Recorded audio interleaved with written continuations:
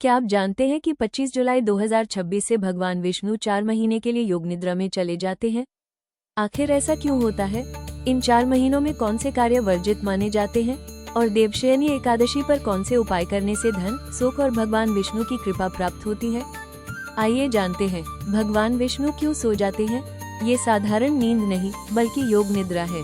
इसका आध्यात्मिक अर्थ है सृष्टि का संतुलन बनाए रखना, मनुष्य को आत्मचिंतन और साधना का अवसर देना, वर्षा ऋतु में तप, जप, दान और संयम का महत्व बढ़ाना, ऋषि मुनियों द्वारा एक स्थान पर रहकर साधना करने की परंपरा को प्रोत्साहित करना।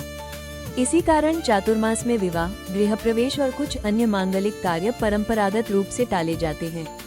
देवशयनी एकादशी क्या है? आषाढ़ शुक्ल पक्ष की एकादशी को देवशयनी एकादशी, हर्षयनी एकादशी या पद्मा एकादशी कहा जाता है।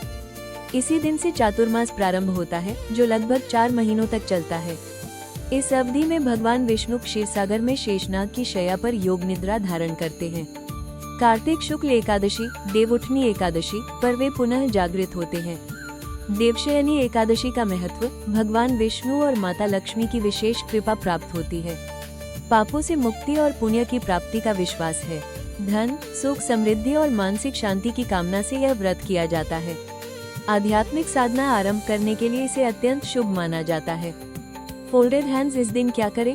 प्रातः स्नान करके पीले या सफेद वस्त्र पहने, भगवान विष्णु का अभिषेक करें, तुलसी दल, पीले पुष्प, पंचामृत और फल अर्पित करें, घी का दीपक जलाएं, विष्णु सहस्रनाम, गजेंद्र मोक्ष या श्रीमद् भागवत का पाठ करें, गरीबों को अन्न, वस्त्र और दक्षिणा दें।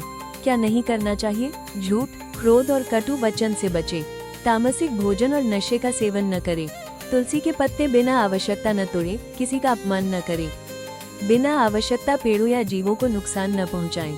विशेष उपाय, भगवान विष्णु को 11 तुलसी दल अर्पित करें, केसर की खीर का भोग लगाएं, श्री सूक्त का पाठ करें, ओम नमो भगवते वासुदेवाय का 108 बार जप करें। हमारे चैनल अ डिवाइन ऑरा को सब्सक्राइब करना न भूलें। जय श्री हरि विष्णु।